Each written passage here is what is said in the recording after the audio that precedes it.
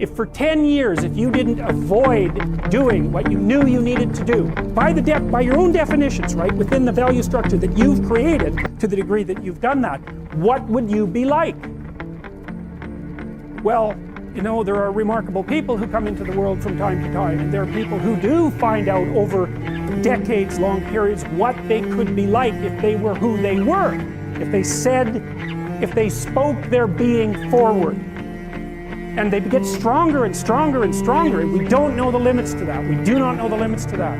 And so you could say, well, in part, perhaps the reason that you're suffering unbearably can be left at your feet, because you're not everything you could be, and you know it. And of course, that's a terrible thing to admit, and it's a terrible thing to consider, but there's real promise in it, right? Because it means that perhaps there's another way that you could look at the world, and another way that you could act in the world, so what it would reflect back to you would be much better than what it reflects back to you now.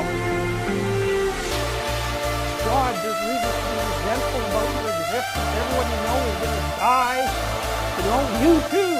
There's going to be a fair bit of pain along the way, and lots of it's going to be unfair. It's like, yeah, no wonder you're resentful. It's like, act it out and see what happens. You make everything you're complaining about infinitely worse. There's this idea that hell is a bottomless pit, and that's because no matter how bad it is, some stupid son of a bitch like you could figure out a way to make it a lot worse. So you think, well, what do you do about that?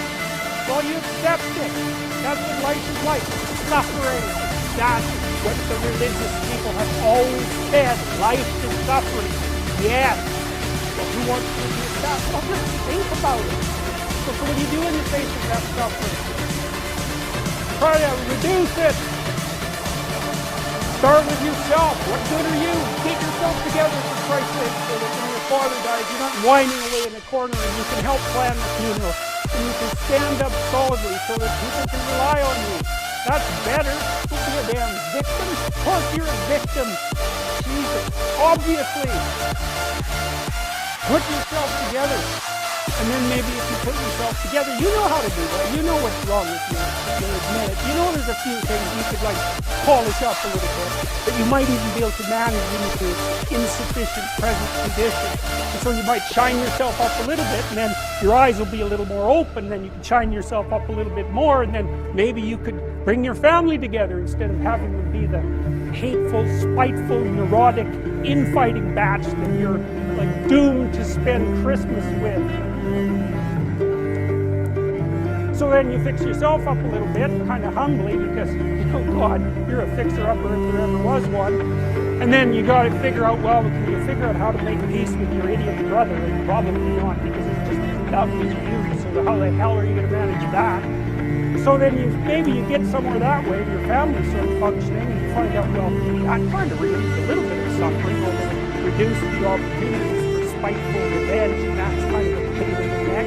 And so then you get your family together a little bit, you're a little clued in then, at least a bit, because you've done something difficult that's actually difficult.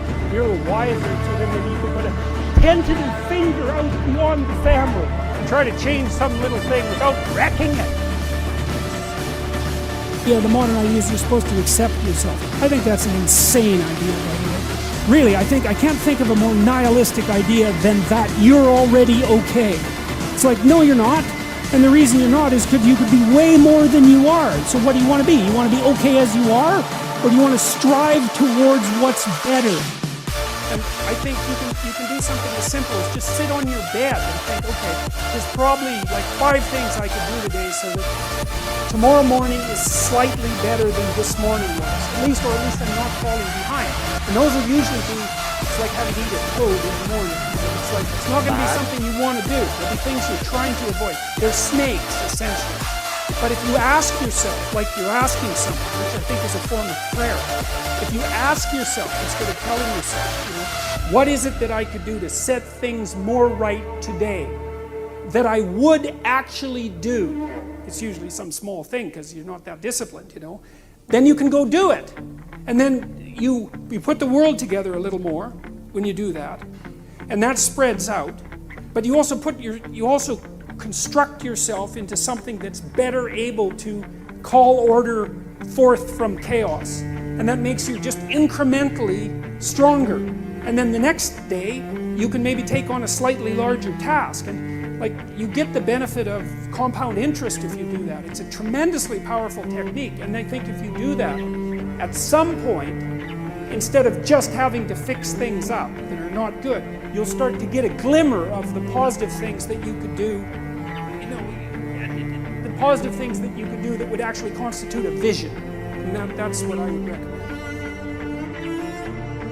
What you most want to be found will be found where you least want to look, essentially. And it's so interesting because it means that if you're willing to turn around and to stand up straight, and face the darkness like fully, what you discover at the darkest part is the brightest light. And then that's something that's so much worth discovering, because there's going to be terrible darkness in your life. And it's going to make you cynical and bitter. And it could easily be that you're just not looking at it enough. Because if you looked at it enough, and you didn't shy away, and you brought everything you had to bear on it, you'd find that there was more to you than there was to the horror.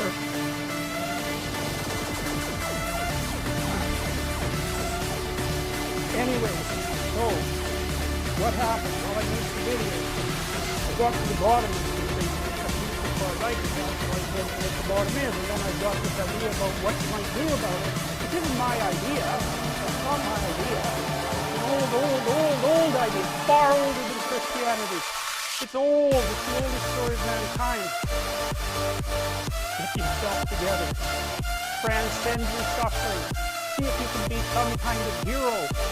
Make the suffering in the world less. Well, that's the way forward, as far as I can tell, if there is any way forward. And that's what's under assault by the postmoderns. So look out, because they know exactly what they're doing, and they know exactly why they're doing it.